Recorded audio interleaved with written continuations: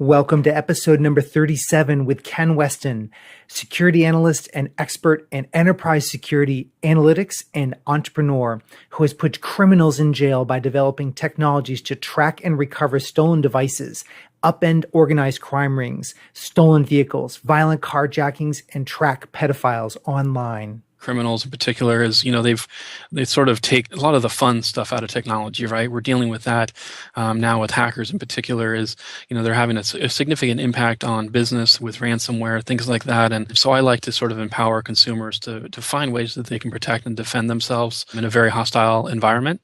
And that's kind of where my passion is. That's why I really found that I really enjoy security is, just helping people to, protect themselves, from criminals. This episode is brought to you by the CIO Scoreboard. One of the toughest questions being asked of IT leaders today is, how are you doing with our information security program? Clearly communicating the answer to this important question can be difficult, especially if it's coming from the CEO, CFO, or a board member who is not technically savvy. Financial literacy is not the same as technical literacy. Financial skills are more ubiquitous and understood across business leaders than technical ones. So how do you do it? How do you clearly, transparently, and effectively communicate the state of your entire IT security program?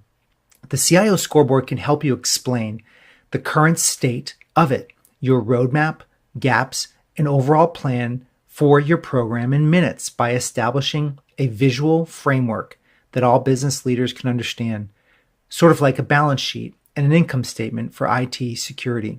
So go to visualcio.com to learn more today.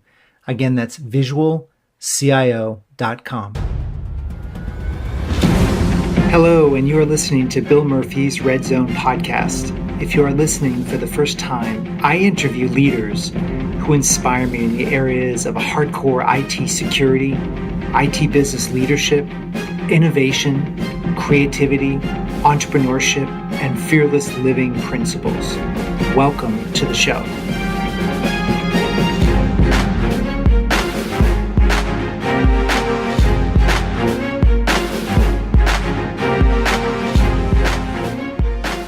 Welcome back to the show, everybody. This is Bill Murphy, your host of the Red Zone podcast.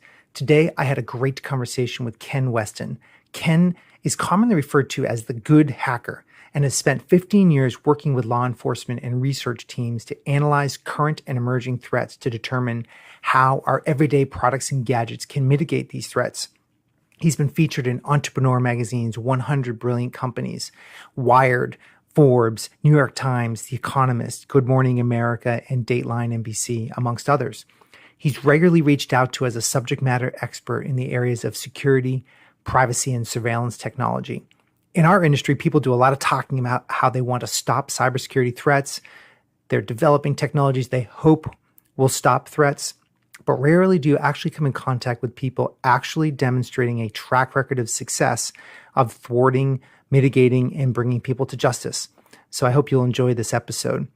Remember, you can visit the show notes of this episode at redzonetech.net/podcast. Again, that's redzonetech.net/podcast. where there'll be links to all the show notes, where we recommend several vendors that you can take a look at. And you can also find out ways to reach out to Ken directly via LinkedIn or Twitter. So now grab a notebook and a pen, because I'm sure there'll be a lot you want to jot down, and enjoy my conversation with Ken Westin.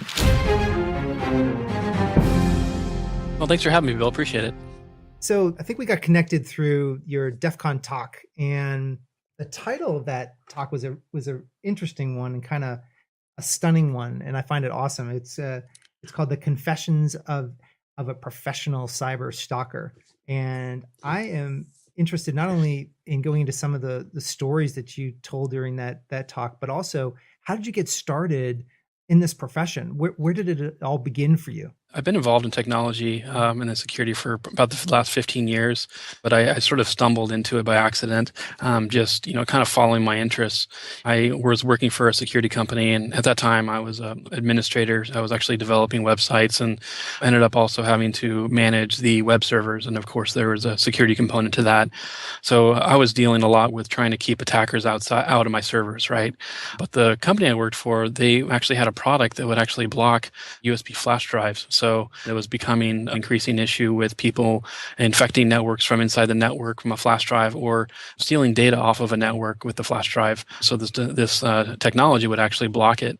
And then from there, I got really interested in that. I'm kind of a lazy hacker. I was like, all these guys are putting all this money on securing, the perimeter, but then, someone with malicious intent can just easily walk into the network and steal this information. So I started looking into some of the USB-based malware that was out there, identifying how it worked. Actually started writing some of these tools, and actually put a website up called usbhacks.com that would actually, talk about these tools. Actually made these tools available for download, and people were playing with it, and it was all about raising awareness. Roughly what year range was that? Was that in the mid 2000s or? Yeah, mid 2000s. Okay. That was about it. Yeah, about around 2006, 2007.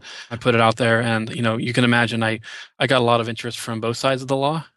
Yeah. So, but and that was before a lot of the real USB commercial grade products were really available. That was kind of you were in front of that that whole industry push. Yeah, exactly. And it was really interesting, just the damage you could actually do with a flash drive at the time. And then I was actually working on my master's degree at the time, and I found a way to actually take this technology and actually turn it into more of a white hat use, right? So instead of trying to compromise data on a device, actually make it so that a device could defend itself if it gets stolen, for example. So basically snitch on the criminals. So if a flash drive was stolen, and it was plugged into a system, it would automatically check to see if it had been stolen. If it was, it would then gather information from the device it was connected to. It would actually get the username of the person, IP address, some other network information, and then send that to the user. And I launched it for free. And then I found that it actually worked with not just flash drives, but a number of other devices, including the original iPods at the time, external hard drives, even GPS devices, because that's how you would update maps and things back then. Is you would connect it via USB, and it had a mass storage capability. So I just had this huge list of all the devices that it worked with.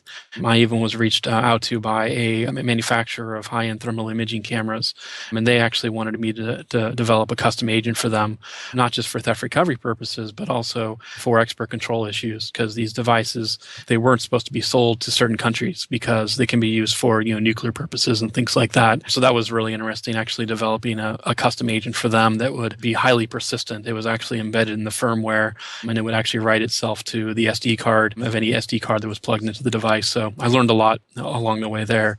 So the firmware would basically download to the USB that would be plugged into the device.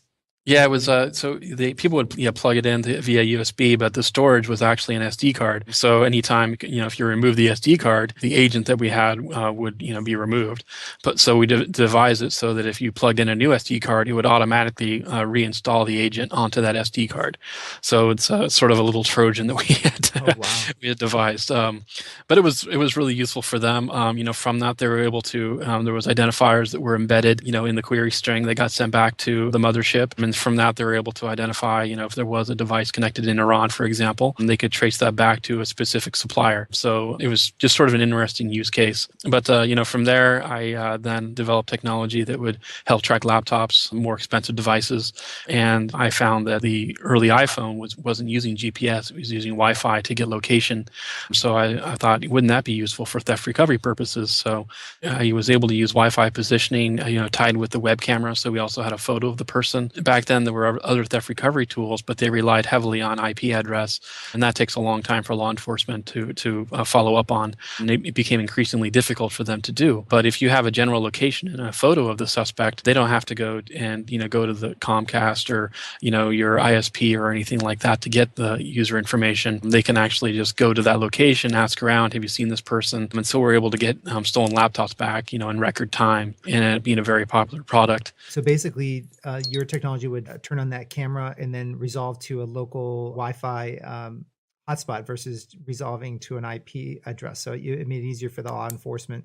That's clever. So basically, you could get very specific about location very fast. Yeah, and especially for theft recovery purposes, it was really important that the law enforcement could, act on that information quickly because, a month later, that device was probably already stolen for parts or, scrapped for parts. So this would actually allow law enforcement to act quickly.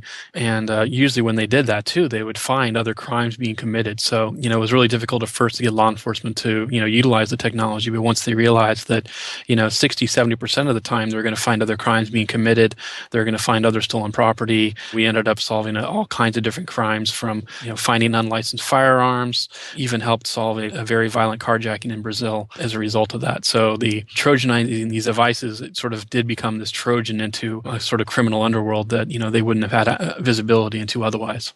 Were you always wanting to be on the product side, where you're creating really clever, interesting ways to solve crime? Was that sort of your mission at that point? Is to really find criminals, as far as what your underlying passion was? Yeah, I think it's empowering people with technology. I think especially criminals in particular is they sort of take a lot of the fun stuff out of technology, right? We're dealing with that now with hackers in particular. Is they're having a significant impact on business with ransomware, things like that. And so I like to sort of empower consumers to find ways that they can protect and defend themselves in a very hostile environment.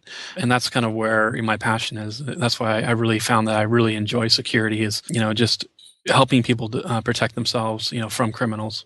Yeah, I find that people don't necessarily have to have the skills of a hacker, but just being knowledgeable about what's possible, it raises people's awareness up enormously with even with the use of phones. So do you find that there's a bigger impact for individual consumers right now owning phones and how they use them, with separate from corporate America, just owning a personal phone with EXIF data and location services and such? What is your message to your own kids or to your own circle of friends that understand your capabilities and your understanding of what's going on how to best use a phone, given the fact that it could put someone in a vulnerable position?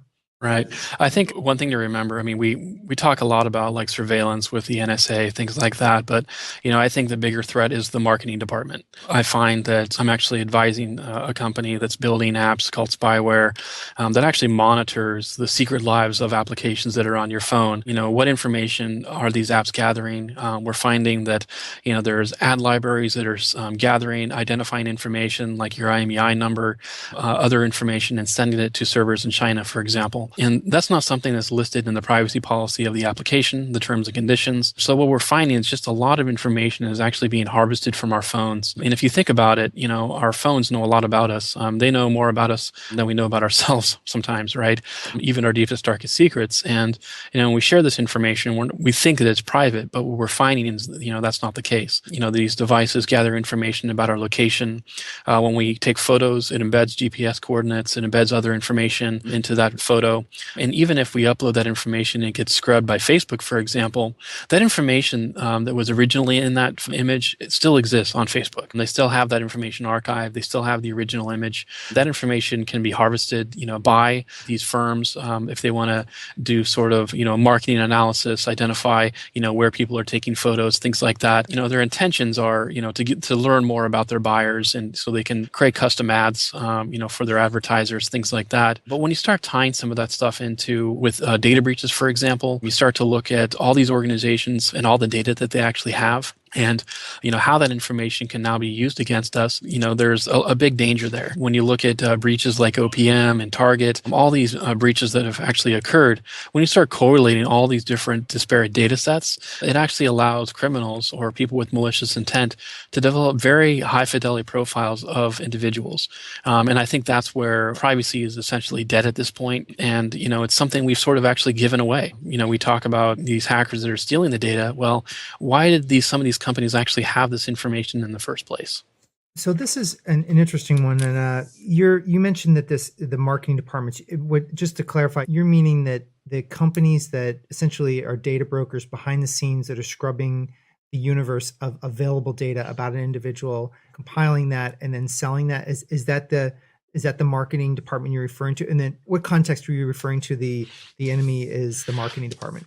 Well, I think, well, in general, if you look at a lot of like social networks, you look at a lot of applications that are free, right? I really subscribe to the notion that, if you're not paying for the product, you are the product. And so if you actually look at like marketing departments, they invest heavily in Facebook and different social networks and different ad networks, right? And so they're investing in these platforms. And these platforms, then they need to provide value to those marketers. So they gather a lot of this information about individuals. So they're harvesting this information to create more customized ads for the people that are actually giving them money. And, we see that in social networks. We see that in a lot of games. We see that in mobile applications. So it's sort of, I guess, the industry itself, sort of the marketing industry, right? They're the ones that are collecting more information than the hackers ever could dream of. I think that was an important clarification. And I guess the case, I don't know if you have a particular political bent or whether you think the case against Spokio is an important. I'm not sure it really matters about the case in front of the Supreme Court about Spokio at this point, because like your point was privacy is essentially is dead at this point.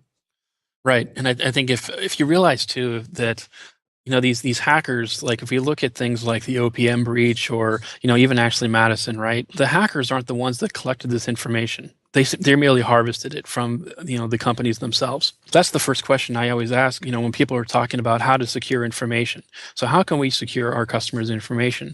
And I think the first thing we need to ask is, what information do we really need to collect in order to do business? A lot of times firms will actually err on the side of collecting everything they possibly can. So they'll actually get all possible permissions on a phone, and they'll harvest as much information as they possibly can. They're able to do that sort of with immunity, right? So they're actually gathering this information, and then maybe they're not encrypting it as well as they should have. And the only time that this will actually come to light is when there is a breach. And then it's like all of a sudden people are just sort of aghast at how much information this company had about us, that they were breached. And I think that's one challenge, is that companies need to realize that when you're collecting personal information from people, not only is it an asset, but it also can be a liability. And if you are collecting that information, you need to be responsible with what you do with it, how you secure that information, how you're securing passwords. Are you using the right hashing algorithms? Are you securing those passwords correctly? If you're gathering other information such as social security number or anything else that can be identifiable, are you encrypting that information? And really, do you really need that information in the first place? Every time I go and I fill out a form or I fill out something, they'll ask me for my social security number, and I'll actually ask, do you really need it? And it's like, oh no, it's just for identification. So there's a lot of cases where a lot of this information is being gathered and it doesn't really need to be. I think that's a huge point. I had a similar experience where the health club wanted me to sign up for a persistent membership, and I go, but I don't go that frequently. So I was like, no, I'll give you a credit card and I'll just buy chunks at time or chunks of whatever their method was. And then they said, well, can we keep the credit card on file? And I'm like, well, I'm not sure we really need that. And having worked with a lot of organizations now with PCI, it's like, I'm not sure that they really know what they're doing when they're asking for a credit card on file. Yeah, it's like, then you want to ask, well, how are you securing that information? It makes it sound like they're keeping that on a hard drive. It could be with a third party. Who knows? Yeah, you never know. I think those are questions that consumers need to start asking. Is, you're going to ask me for my information, my credit card numbers. We should have the right to ask you, how are you securing that information? And a lot of that information should be in the terms and conditions. It should be in the privacy policies. We're even seeing the FTC getting involved here with some of these cases where these people say that they were securing the information, but when it comes down to it, they actually were not investing at all to secure their infrastructure. They weren't encrypting that information, and now they're able to sue them for that, for deceptive business practices. So, what would you think about? Maybe you could tell the story about the sort of friendly botnet you set up with phones. I found that story pretty interesting, and maybe I'm using the wrong term, but it was fun. It was both, that was funny, but it was a very, very clever use of basically how you found a criminal. Maybe you can explain that, and then I'm going to see if there's a way that that we could potentially use that same technology for American businesses and for corporate executives as they move about with company-owned phones.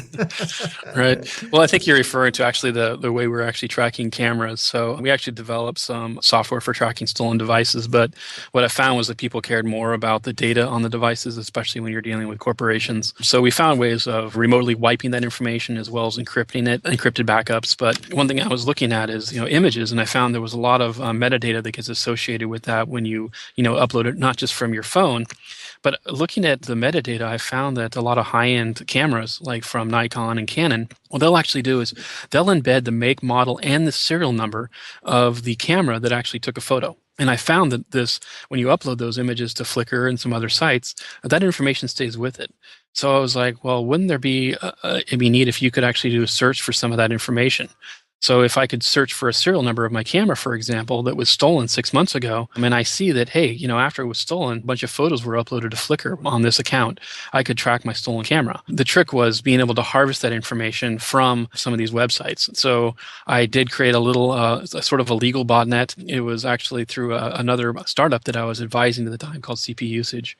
And they actually basically, it's sort of like SETI at home, but people would actually pay, we'd actually give them money for use of their idle computer time. So we actually had several hundred computers at our disposal in various computer labs around the country that I were able to, deploy for this. So I wrote a scraper that would target Flickr to start. There were billions of images, and their API limits how many queries you can make by IP, so it sort of throttles it.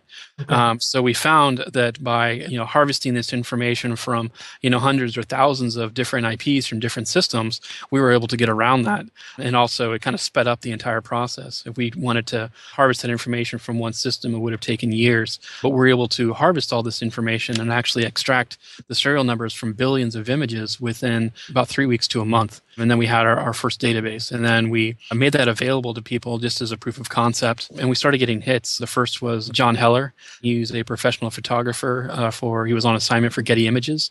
And he had about $7,000 worth of camera equipment that were actually stolen from him. He just turned around and it was gone. And then he heard about this service. He did a search for the serial number. He mapped it to a Flickr account. That Flickr account was also mapped to a Facebook account of another professional photographer. The LAPD got involved. They actually went and they recovered the camera. And what happened was that guy who had it, he didn't steal it. He bought it from someone on eBay. And they traced back that eBay seller. The eBay seller bought it from someone on Craigslist. The person that he bought it from on Craigslist was actually the thief. Police actually went in. This is a year after this camera was stolen, to the same apartment. And they go in and they find this guy, and there's all sorts of stolen property that was in his apartment. So he was arrested, and the camera was given back to the original owner of the device.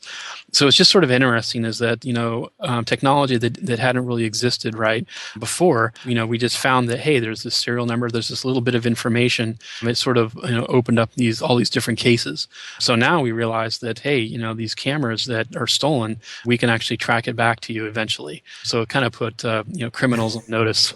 No way to hide, and I just love that. It's almost like you're using the best ideas that they're using against us.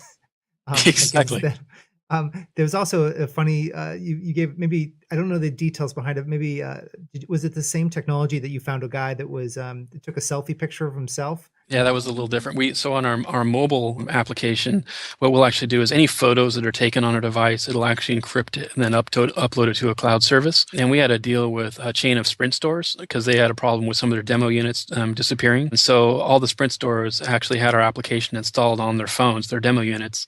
And we actually had a case where some guys came in and they clipped the cables, they stole some phones, and then they were taking selfie photos of themselves. Oh, no. So we had that. We were also tracking the location of the devices. Police were involved. And then in one case, the guy took a selfie, and in the back window, there was a trip permit.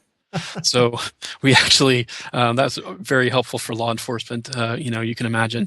So there's all sorts of evidence that kind of, unveils itself when you're dealing with images that get uploaded, be it things we find in the images themselves, in the photos, or in metadata. There's always a trace, there's always a piece of information or evidence. It's just a matter of knowing where to look and identify that information. So I've heard you talk about passive reconnaissance, and I think it'd be interesting for our listeners to know what these very highly trained, and maybe you can spend a moment talking about how highly trained and sophisticated these folks are first, and then what they're doing prior to even going after Sony or Target or Ashley Madison, for example. Mhm. Sure. Yeah, I was actually challenged with a friend of mine who's a company here, and he wanted to see how good of a job their third-party security provider was doing. But the thing is, I wasn't allowed to touch the network, so all I was able to do is do passive reconnaissance. And it's amazing how much information you can actually gather without even touching the network. I was able to identify just through DNS records. I was able to map their infrastructure, their network infrastructure in particular, IP ranges, things like that. I was also then able to harvest information about individuals through LinkedIn. And from there, I'm able to identify, what sort of technologies I might run into when I'm actually inside their network. Look at people that are network administrators, things like that. What skills do they have listed on their profiles? Also, I'll analyze and look for case studies. A lot of times, some of these guys will do case studies with, Microsoft or other partners, and I'll be able to identify what systems that they're actually using within their environments. When you start looking at that, like the malicious hackers, they use the same techniques. If you look at the target breach, for example, these guys did their homework. They knew a lot about not just the target network, they were also able to identify who their business partners were, because a lot of times, those guys are going to be more easily duped into, downloading phishing emails. If I can get into their network, it's going to be a lot easier than to get into the target network, for example. So there's a lot of information that's out there, through social media, through things like the Shodan database as well. So I don't even have to necessarily scan your network for vulnerabilities. I can get a lot of this information without even touching the network, which is a real challenge for the defenders, because you don't even see these guys touching your network, and they know everything about your network before they actually initiate their attacks. How might you be able to map the network without touching the network? Is that through the case study piece, or is that certainly the external DNS records? But how would you be able to map inside the firewall? Well, you can identify usually what IP ranges they're dealing with. That's one way. One thing I found too is I'll be able to identify through like DNS records like what third-party vendors they're using. So I'll look for things like if they're using what HR services they're using. Sometimes they'll set up subdomains for that, or subdomains for special one-off projects. Maybe they're using one for their marketing systems, or they're using Salesforce, things like that. All that kind of information can be useful when you're actually planning out an attack. If you know what trusted business partners they're using, what vendors they're using, it's very useful. Yeah. Plus, there's certain mistakes that are traditionally made with the structure of a DMZ, or how they're federating or setting up ADFS, or any number of potential human errors that could potentially be exploited as well. So. Yeah, and a lot of that now is automated. So if you look at things like Maltego, for example, you can run a number of transforms, and it can automate a lot of that processes. So you can actually just set these bots to go out and look at networks of interest, and then you can have an analyst, criminal security analyst, actually look through and identify useful pieces of information that they can use in their attack. Is that word Maltego, Maltigo? Yeah. Yeah, Maltego, and it's an awesome tool actually for open source intelligence gathering. There's a number of like threat intelligence integrations that you have with it as well. There's all sorts of things that you can actually do with that tool. So these are open source tools that can be used by admins, basically to go almost see what others would see about them. So yeah. Okay. Yeah, it's not necessarily open source, but there is a community edition that you can use, that you can download. And yeah, I would definitely recommend anyone that's involved in security become at least, somewhat familiar with the tools. Where would you recommend someone go as a starting point if someone sometimes people are inheriting that security hat, and sometimes people are given it because through a title.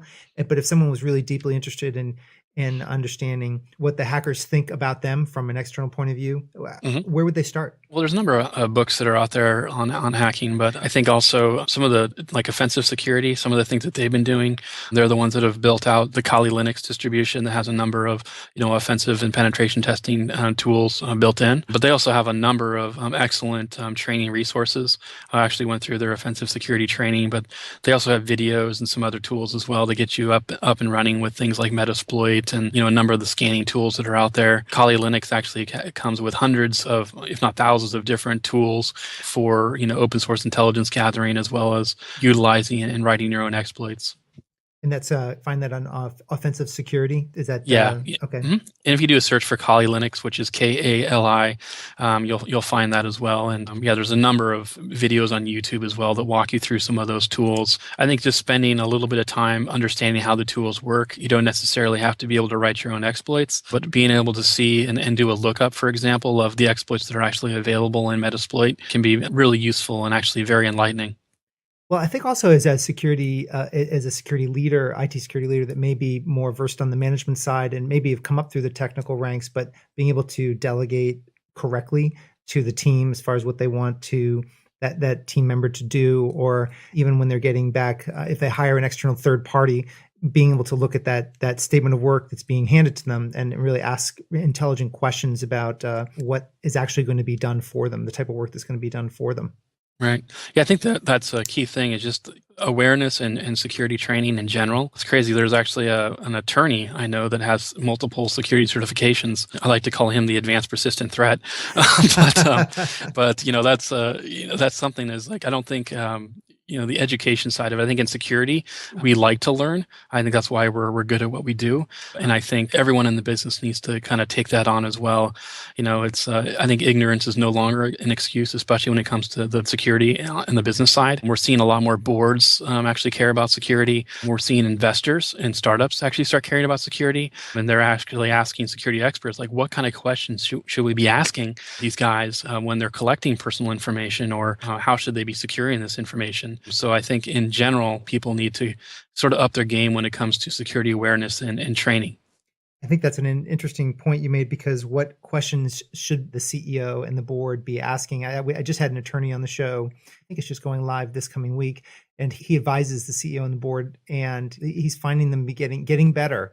But he goes through the top 3 questions that the CEO and board should be asking, and this is more from a corporate standpoint, not so much from a startup. But to the point you were making earlier, if there's no need to gather the data, the information for that startup to be successful, then we shouldn't be gathering it. It's just opening them up for a wide open liability. Yeah, and you'll even see boards asking about cyber liability insurance, right? So these are types of questions that we haven't really seen investors talk to startups about before, but now it's become a key issue.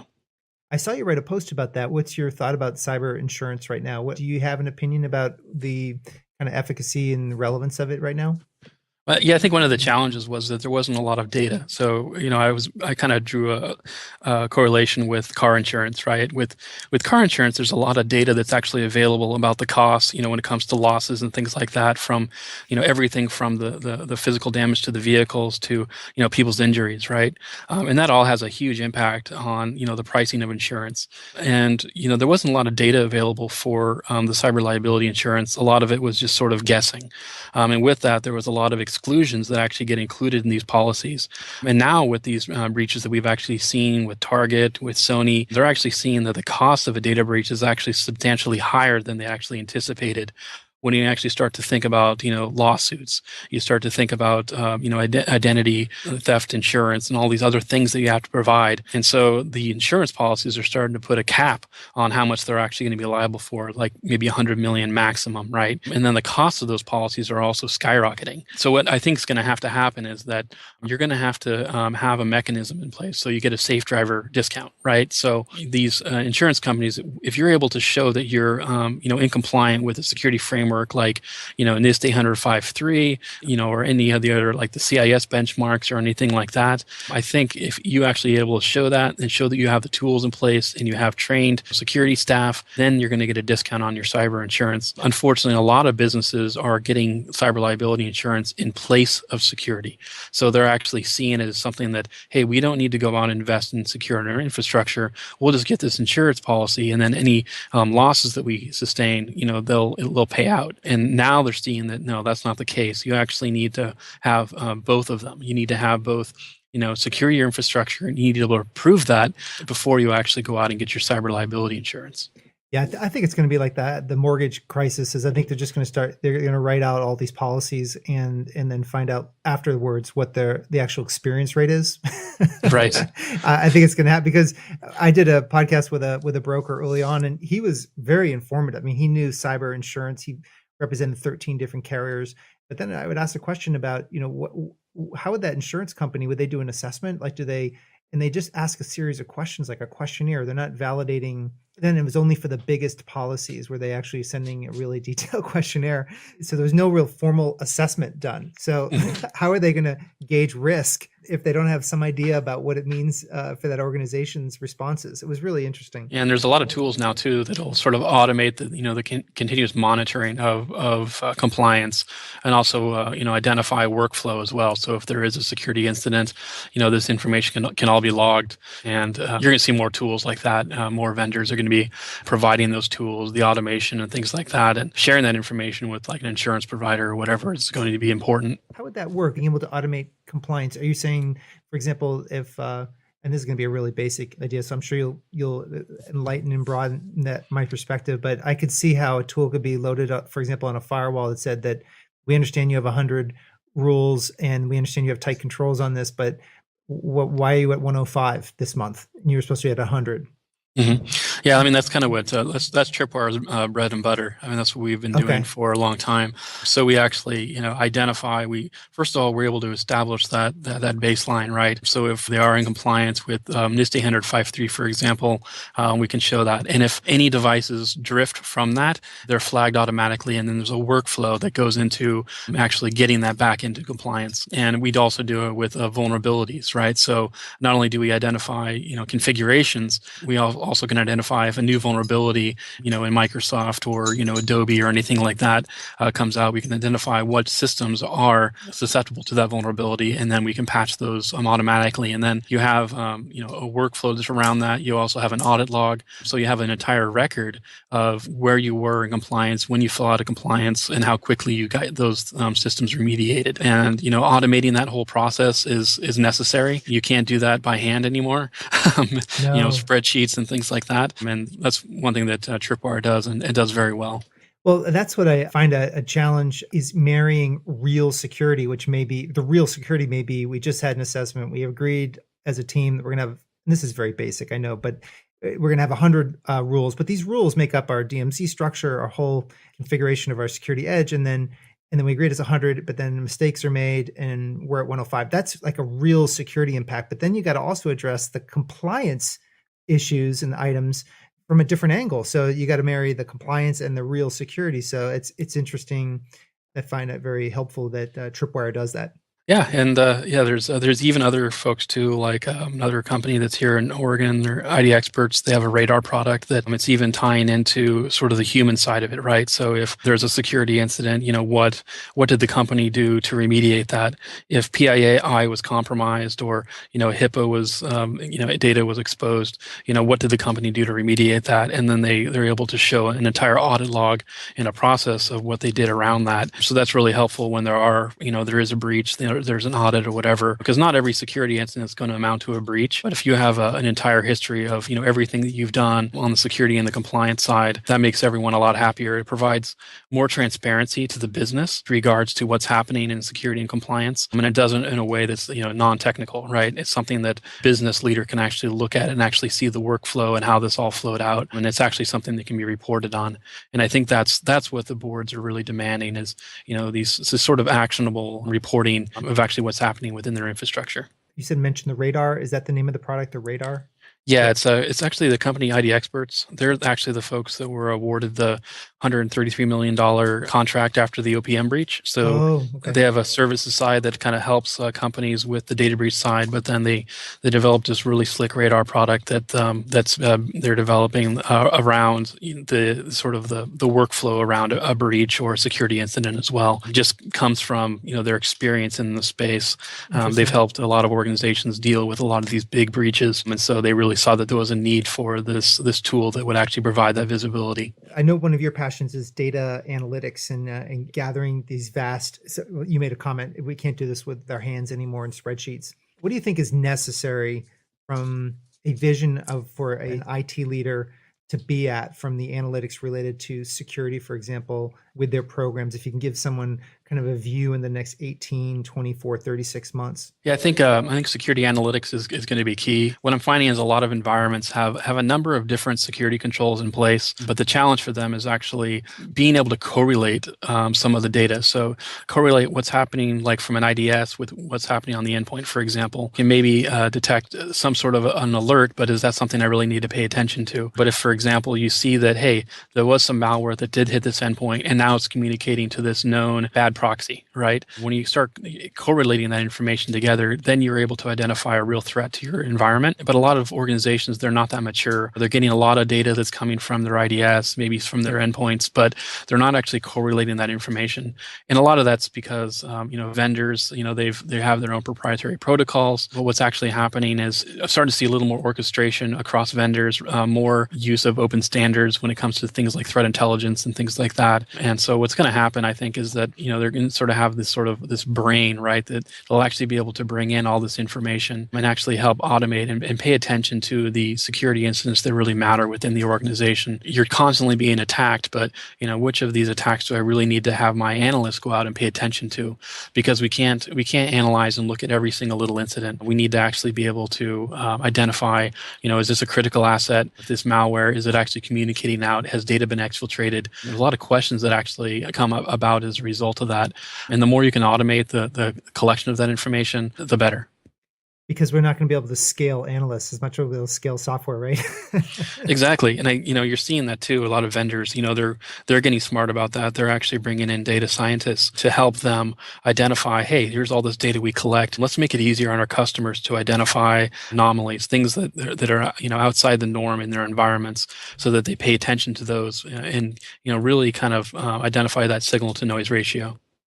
So, analytics products have been around for many years. So what do you see, and people have been talking about how they're going to correlate endpoints and back to back-end systems, and now we've got endpoints that are even more complicated and disconnected to the systems, to the networks, and they're connected to. So how do you see the space actually maturing to something that's really useful for a small to medium business that maybe has security professionals that are just not trained on the analytics side? Even if you gave them graphs, they would have to reconcile this and make decisions about this that they may not be trained to do. Is this something that you see that the software getting so good that they will be able to, or do you think it's going to have to be outsourced to a third party as more of as a service provider? What are your thoughts there? I think there's also going to be, I'm sort of seeing the disintermediation of the security space. So if you actually look at tools like OpenDNS, right? So they're actually taking a lot of that complexity away from the businesses, but businesses are still able to leverage some of the big data, right, that they actually have. So if you run like OpenDNS, run their client, they're going to... That's a great product. Yeah, it's an awesome product. And so, I think you run that, you're able to sort of leverage the threat intelligence that they're seeing without having to, get your hands on it yourself, right? So for smaller businesses, I think that's good. But for larger businesses that are dealing with, they still have their data centers, they still have sort of a massive infrastructure, they're going to have their own teams. And no business is going to be alike. They're going to want to pay attention to different threat intelligence feeds, depending on their industry. They're also going to make sure that, they have to be able to identify what's actually happening within their network. I've seen a number of cases, friends of mine in the FBI, where they go into even large businesses. There's been a security incident, and the first question they ask is, where are the logs? I mean, that's a question that they can't answer, and that's a non-starter. If you're not able to at least, gather some of the machine data that's being generated from your security appliances and other devices on your network, if you're not even harvesting that information in the first place, that's the first place you want to start. Do you think Stix is going to be an important element of that sharing and to be able to ingest security feeds in a common format, or do you see some other standard emerging? Yeah, I mean, like with Tripwire, we do Stix taxi integration, and I think vendors are going to glob onto this, and I think that's good. There's more vendors that are actually utilizing it. I was actually at a Carnegie Mellon, and I was teaching a workshop on threat intelligence, and we talked about the Stix and taxi and the data models, and a lot of them, it's the security practitioners. They don't really need to understand the XML, things like that. It really needs to be the vendors that actually implement these standards. So that's something I actually recommend to them is when you're looking at threat intelligence or you're looking to ingest threat intelligence tools, you need to actually talk to the vendor and ask, are you compliant with Stix and taxi? And most of the vendors now in the big data space, they are able to ingest as well as share that information out. Most are just ingesting the information. Very few are actually, providing that, sharing that data out in that format. But I think that's going to change over the next few years. years. There's a lot of industry clout, like with Sultra and FSISAC. They've been deploying Stix and Taxi for a number of years now with great success. I think that's a great model. If we look at FSISAC and the things that they're doing, they're actually working together as an industry with very little government oversight, and they're actually able to mitigate a lot of these threats and share that information and using this open standard Stix and Taxi. I totally agree with you. I just interviewed the Sultra CEO a month and a half ago, and he also said when you have a vendor in, ask the vendor to show you the Stix Taxi integration, but then also show how to get to it. And he goes, if you have to drop to a Linux command prompt, it's probably more marketing than it is real. Right. We have this integration that'll require a 6-month professional services engagement to get deployed. Right. I've seen that before. So that's a little bit more marketing than reality, but I think that's just part of the market right now. Everybody's trying to jump on in. Well, this is great. I've learned a bunch from you, Ken, and I know our listeners are going to get a tremendous amount from this, from our talk together. Do you have any words of wisdom or any parting advice? And maybe I can frame this: if you could have a billboard that was a Ken billboard for DEF CON next year, and you could put whatever you want on it, and it doesn't have to be at DEF CON, but it could be for IT security leaders and their families. What would you say on that billboard? The devil's in the data. Devil's in the data. And that is the devil's in the data, meaning pay attention to your comments earlier about what you're keeping and how you are segmenting and securing. Yeah, it's that, and also, being able to make sense of the data, actually being able to harvest it, to actually look for anomalous behaviors. There's data there that's telling you a story. It's just a matter of knowing how to find it. And on the personal side, if all the listeners have kids and children downloading apps, and it's crazy with iPads and phones, and this is the new world, the new reality, what based on your knowledge of the adversary and what both the adversary that's within our nations that are gathering data about our kids and from these apps, what level of inquiry would you go to from apps being downloaded to our kids' phones? Yeah, that's a tricky one. There's no magic answer, right? Well, a lot of that's teaching our kids. A lot of times, judgment, that's one of their challenges. Their brains aren't fully developed, and so they make stupid decisions, and it's instinctual, it's emotional. I've had the issue with my son downloading Minecraft packs that were malicious, right? And I even had a Mac infected with that, and it was my fault for trusting him, right? Thinking that, he knew better, right? But, you can't really blame him. If, they're really into Minecraft and they want to download this pack and everyone's talking about it, they're going to do a search for it and they're going to download it. But I think what I learned from that was, never give your kid admin access. And there's controls that are actually in the operating system themselves for controlling some of those accounts. So now he has a special account that he has access to. And if he wants to download something or install it, he has to have me go in and actually enter my admin credentials to actually allow it. So I think that, we see that with OS X, and we see it with Windows 10 as well. There's a lot of security tools and controls that are actually available to us. It's just a matter about us learning how to use them and actually implement them to protect our children. I would agree with that. And I really appreciate you for your time, Ken. This has been very informative, and I know this will be well received by everybody. Great. Thank you. Thanks for having me on. Appreciate it. Thank you. Bye-bye. This wraps up episode 37 with Ken Westin. I want to thank all of my listeners. I appreciate you for taking time to listen to this podcast. If you want to find more about Ken and view resources talked about in the show, go to the show notes page at redzonetech.net/podcast. Links to all the vendors, all of his presentations that he's given, all of that will be on the show notes page. Additionally, make sure you go to iTunes and also Stitcher and leave your comments about the show. I'd love to hear your feedback. Until episode 38, have a great day. So there you have it. This wraps another episode of Bill Murphy's Red Zone podcast. To get all the relevant show notes, please go to our blog at www.redzonetech.net/podcast. Additionally, make sure you go to iTunes and leave your comments in iTunes about the show. This helps our show rankings enormously, and it helps support the show. Until next time, I appreciate you very much for listening. Thank you.